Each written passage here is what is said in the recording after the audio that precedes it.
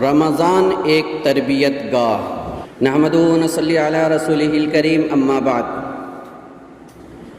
فاعوذ باللہ من الشیطان الرجیم، بسم اللہ الرحمن الرحیم۔ یا ایہا الذین آمنوا کتب علیکم الصیام کما کتب علی الذین من قبلکم لعلکم تتقون۔ صدق اللہ العلی العظیم۔ وقال النبی صلی اللہ علیہ وسلم: من صام رمضان ایمانا واحتسابا غفر له ما تقدم من ذنبه، او کما قال علیہ الصلاۃ والسلام۔ معزز سامعین کرام، آج ہم رمضان کی تیاری کے عنوان پر چند باتیں آپ کے سامنے پیش کریں گے۔ رمضان یہ اسلامی سال کا 9واں مہینہ ہے۔ اس مہینے کو تربیت کا مہینہ اور نیکیوں کا مہینہ بھی کہا جاتا ہے۔ یہی وہ مہینہ ہے جس کا استقبال آپ صلی اللہ علیہ وسلم 2 ماہ پہلے سے کیا کرتے تھے، اور اس میں روحانی، جسمانی اور مالی عبادات میں 2 چند اضافہ فرمایا کرتے تھے۔ آپ صلی اللہ علیہ وسلم دعا فرماتے تھے: اللہم بارک لنا فی رجب و شعبان وبلغنا رمضان۔ اے اللہ، رجب اور شعبان میں ہمارے لیے برکت عطا فرما اور رمضان تک ہمیں پہنچنے کی توفیق عطا فرما۔ اسی مہینے میں قرآن نازل ہوا، اور آپ صلی اللہ علیہ وسلم اس مہینے میں قرآن کا دور فرمایا کرتے تھے۔ اس مہینے میں ایک رات ہے جو 1000 مہینوں سے بہتر ہے، اور اسی مہینے میں تراویح کی خاص نماز ادا کی جاتی ہے جس پر مغفرت کا وعدہ کیا گیا ہے۔ رمضان المبارک آفر اور انعامات کا مہینہ ہے۔ چھوٹے چھوٹے اور تھوڑے تھوڑے سے کام پر بے شمار تحفے اور تحائف سے نوازا جاتا ہے۔ اسی مہینے میں ایک نفل کا ثواب فرض کے برابر اور ایک فرض کی ادائیگی پر 70 فرضوں کی ادائیگی کے برابر اجر و ثواب دیا جاتا ہے۔ حضرت عائشہ رضی اللہ تعالی عنہ فرماتی ہیں کہ میں نے رسول اللہ صلی اللہ علیہ وسلم سے پوچھا کہ رمضان کے معنی کیا ہیں؟ تو آپ صلی اللہ علیہ وسلم نے فرمایا: اے حمیرہ، رمضان مت کہو، یہ اللہ کے ناموں میں سے ایک نام ہے، لیکن شہر رمضان یعنی رمضان کا مہینہ کہو۔ یہ ایسا مہینہ ہے جس میں بندوں کے گناہوں کو جلا کر مٹا دیا جاتا ہے۔ اس مہینے کا نام رمضان 412 قبل مسیح حضور صلی اللہ علیہ وسلم کے 5ویں جد امجد کلاب بن مرہ کے زمانے میں رکھا گیا۔ رمضان کے معنی گرمی کی شدت، دھوپ کی تپش اور جلا دینے کے آتے ہیں۔ چونکہ اس مہینے میں تربیت و ریاضت کے ذریعے بندوں کے تمام گناہوں اور برائیوں کو جلا کر مٹا دیا جاتا ہے، اس لیے اس مہینے کو رمضان کا مہینہ کہا جاتا ہے۔ رسول اللہ صلی اللہ علیہ وسلم نے ایک حدیث شریف میں ارشاد فرمایا: جس نے رمضان میں ایمان اور احتساب کے ساتھ یعنی ثواب کی امید کے ساتھ دن میں روزہ رکھا اور رات میں قیام کیا، اس کے پچھلے سارے گناہ معاف کر دیے جاتے ہیں۔ من صام رمضان ایمانا واحتسابا غفر له ما تقدم من ذنبه۔ رمضان ایک تربیت کا مہینہ ہے۔ جس طرح مختلف جماعتوں اور تنظیموں کی جانب سے اپنے ممبران کے لیے تربیتی کیمپ کیا جاتا ہے، اس میں مکمل تنظیمی نظریہ اور پورے کام سمجھا کر فیلڈ ورک کے لیے بھیجا جاتا ہے، اور مختلف قسم کی ذمہ داریاں اس کے حوالے کی جاتی ہیں۔ اسی طرح رمضان کا مہینہ اللہ تبارک تعالیٰ کی جانب سے ایک تربیت گاہ اور پورے ایک مہینے کا کورس ہے۔ اس کیمپ میں بندوں کو ریاضت و عبادت کی تربیت اور ٹریننگ دی جاتی ہے، اور تربیت میں شریک تمام بندوں کو رات و دن ریاضت و ورزش کرا کے تلاوت، تراویح، نماز، روزہ اور صدقہ و زکوٰۃ جیسے قیمتی اور بیش بہا اعمال کا عادی بنا دیا جاتا ہے۔ صرف اتنا ہی نہیں بلکہ بھوک اور پیاس برداشت کرنے، خواہشات پر قابو پانے اور دینی مقاصد کو حاصل کرنے کے لیے ہر طرح کی تکلیف کو جھیلنے کا داعیہ پیدا کر دیا جاتا ہے۔ جب ایک بندہ اس پورے مہینے کا کورس مکمل کر کے باہر آتا ہے تو یوم جائزہ یعنی عید الفطر کا دن منعقد کر کے عبادات و ریاضات کرنے والے بندوں کے سارے گناہوں کو مٹا کر جنت کی سرٹیفکیٹ دی جاتی ہے، اور اس دن فرما بردار بندوں کے اندر ایک نئی زندگی، نیا جوش اور ولولہ بھر کر اسے پھر سے میدان عمل میں اتارا جاتا ہے اور پورے سال وہ اسی طرح تازہ دم کے ساتھ کام کرتا رہتا ہے۔ یہی رمضان المبارک کا فلسفہ ہے۔ کیا ہم لوگ اس تربیت کے لیے تیار ہیں؟ اگر ہم سب تیار ہیں تو پھر آئیے ہم سب مل کر اس مہینے کو اپنے اور مسلم نسلوں کے لیے یادگار تربیت گاہ بنانے میں کامیابی حاصل کریں۔ اس مہینے کے اندر جن چیزوں کی تربیت دی جاتی ہے وہ بنیادی طور پر 5 خانوں میں ہم اس کو منقسم کر سکتے ہیں۔ نمبر 1، اس مہینے میں اس یک ماہی کورس میں خصوصی طور پر 5 چیزوں کی تربیت دی جاتی ہے۔ نمبر 1، صیام یعنی روزے رکھنے کی عادت۔ نمبر 2، قیام یعنی فرض اور نوافل کی پابندی کرنے کی عادت ڈالی جاتی ہے۔ نمبر 3، قرآن کریم کی تلاوت و تدبر۔ نمبر 4، مواسات اور غمخواری۔ نمبر 5، صبر و استقامت کی تعلیم اور تربیت۔ رمضان کے مہینے میں انہی 5 چیزوں کی تربیت مطلوب ہے۔ تربیت کے بعد ان 5 کاموں کو پورا کرنے کا نام تقویٰ ہے۔ جو کوئی ان چیزوں کی تربیت حاصل کر کے ان کا عادی بن جاتا ہے اس شخص کو متقی اور پرہیزگار بولا جاتا ہے۔ صوم یا صیام یعنی رمضان المبارک کے پورے مہینے کا روزہ رکھنا۔ ہر عاقل بالغ اور مکلف مسلمان پر رمضان کے پورے مہینے کا روزہ رکھنا فرض ہے۔ اللہ تبارک تعالیٰ کا ارشاد ہے، تم میں سے جو کوئی رمضان المبارک کا مہینہ پائے وہ ضرور روزہ رکھے۔ من شہد منکم الشہر فلیصمہ۔ طلوع صبح صادق سے لے کر غروب آفتاب تک کھانے پینے اور خواہش نفس کو پوری کرنے سے رکے رہنے کا نام روزہ ہے۔ روزے کی روح تمام سمعی، بصری، حسی اور خیالی بری باتوں اور برے کاموں کو مکمل طور پر چھوڑ دینا ہے۔ رسول اللہ صلی اللہ علیہ وسلم نے ارشاد فرمایا، جو شخص جھوٹ بولنا اور اس پر عمل کرنا نہیں چھوڑ دیتا اس کے بھوکے اور پیاسے رہنے سے اللہ تعالیٰ کو کوئی مطلب نہیں ہے۔ رمضان کا روزہ جہاں ایک فرض ہونے کی حیثیت سے عظیم الشان عبادت ہے، وہیں اس میں روزہ رکھنے کی تربیت بھی پوشیدہ ہے۔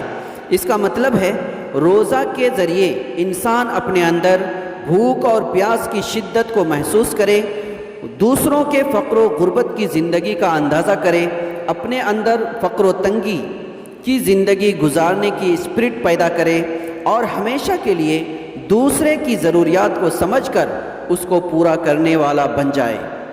روزہ مومن کو ایسی طاقت فراہم کرتا ہے جس کے سامنے برائیوں کا پیشوا شیطان ابلیس بھی گھٹنے ٹیک دیتا ہے۔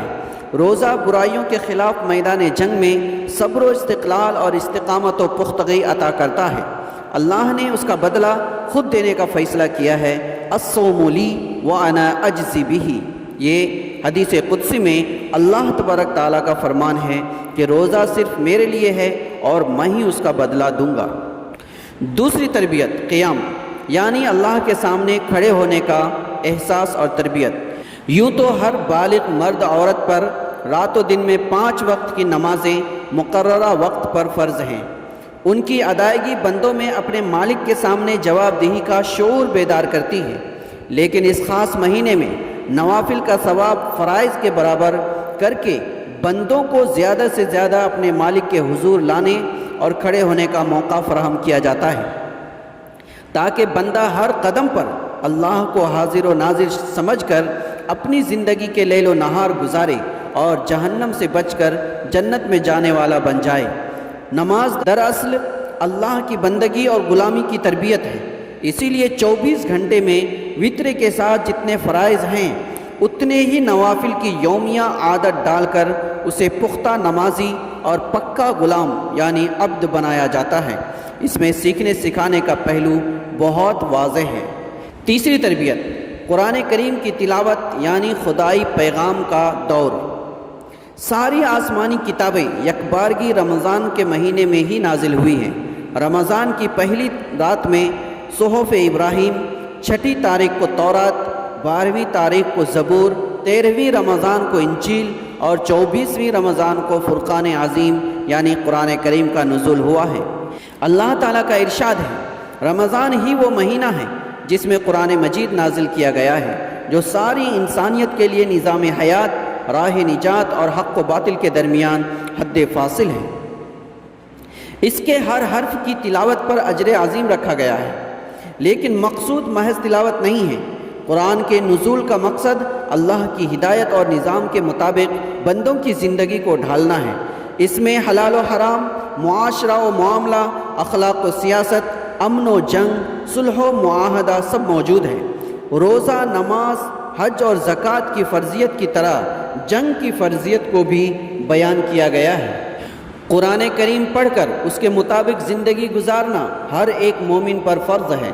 نیز سالانہ اجتماعی طور پر اللہ تعالیٰ کا یہ پیغام تراویح میں تمام انسانوں کو سنایا اور سمجھایا جاتا ہے، تاکہ ہر کوئی یہ جان لے کہ ہماری زندگی کے لیے ایک مقررہ نقشہ اور شیڈول ہے، اور اسی کے مطابق زندگی گزارنے میں ہماری دنیا کی بھلائی اور آخرت کی نجات ہے۔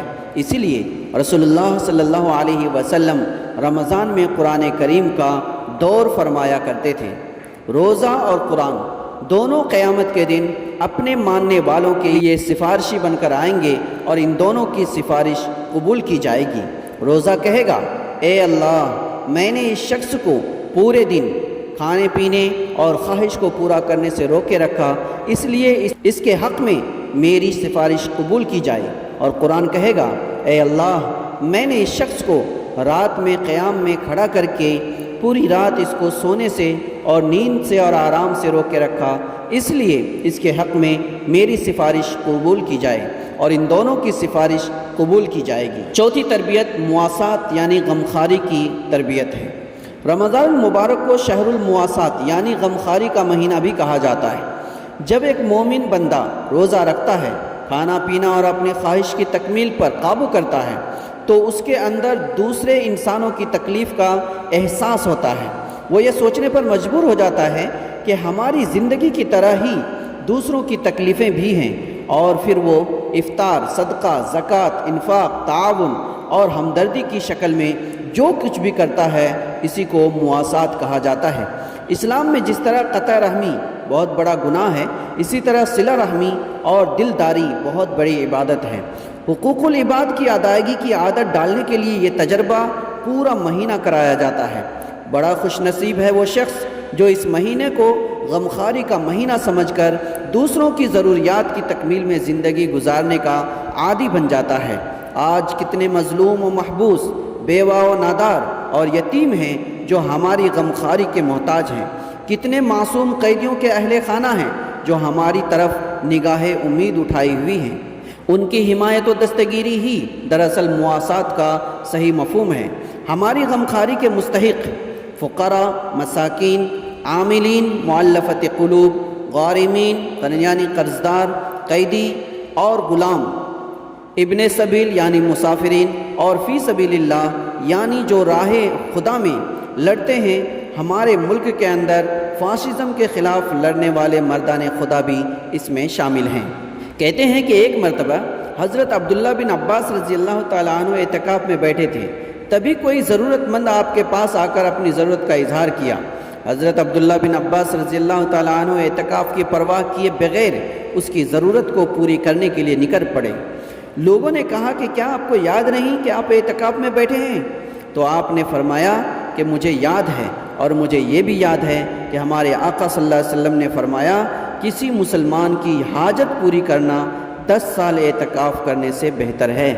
پانچویں تربیت، رمضان المبارک کے اندر جو تربیت دینا مقصود ہے، اس میں سے پانچویں تربیت ہے کہ رمضان المبارک صبر کا مہینہ ہے، کیونکہ اس میں ہر عمل پر صبر کرنا پڑتا ہے۔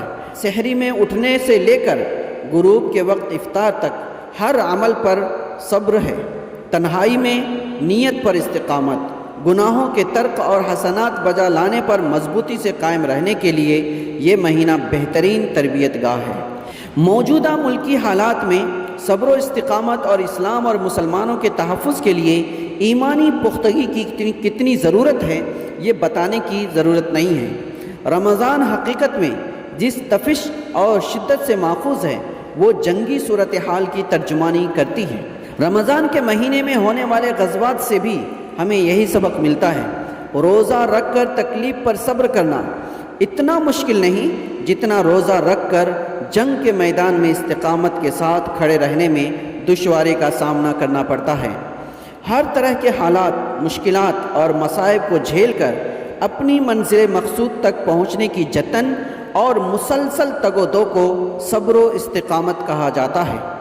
رمضان المبارک کو صبر کا مہینہ بنانے کا مقصد یہ ہے کہ اس پورے مہینے میں ہم مجاہدات اور ریاضات کے اتنے عادی اور خوگر بن جائیں کہ دنیا کی کوئی طاقت ہمیں اپنے نظریے اور مشن سے رتی برابر بھی نہ ٹسکا سکے، اور ہم پروانہ وار ہر جنگی صورتحال کا سامنا کرنے کے لیے تیار کھڑے رہیں۔ رمضان المبارک کی تربیت میں منصوبہ بندی بھی بڑی اہمیت کی حامل ہے۔ اعتکاف میں بیٹھ کر اللہ تعالیٰ سے راز و نیاز کی باتوں کے ساتھ پوری امت مسلمہ کے مسائل کے حل کے لیے سنجیدگی سے سوچنا اور خصوصی رات یعنی شب قدر کی برکت سے فیضیاب ہونا اور دنیا اور آخرت میں کامیابی حاصل کرنا بھی اس کا حصہ ہے۔ رمضان المبارک کے مہینے میں مکمل تربیت حاصل کر کے اپنی زندگی کو قوم و ملت کے لیے وقف کر دینا اور ہر طرح کے مسائل و مصائب کا سامنا کر کے قوم و ملک کو تحفظ فراہم کرنا ماہ رمضان کا خصوصی مقصد ہے۔ اسی کو ہم مذہبی زبان میں تقویٰ کہتے ہیں۔ حضرت عائشہ صدیقہ رضی اللہ تعالیٰ عنہ کہتی ہیں، رسول اللہ صلی اللہ علیہ وسلم نے ارشاد فرمایا، جس شخص کا رمضان سلامت رہا اس کا پورا سال سلامت رہا، اور جس کا جمعہ سلامت رہا اس کے سارے دن، ہفتے کے سارے دن سلامت رہے۔ اللہ تعالیٰ سے دعا کریں کہ اللہ تعالیٰ ہمیں اس رمضان کو مکمل طور پر سلامتی کے ساتھ، خیر و عافیت کے ساتھ اور مقاصد کو سامنے رکھ کر گزارنے کی توفیق عطا فرمائے۔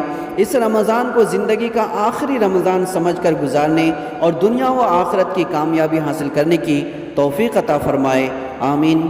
وآخر دعوانا الحمدللہ رب العالمین۔ السلام علیکم ورحمۃ اللہ وبرکاتہ۔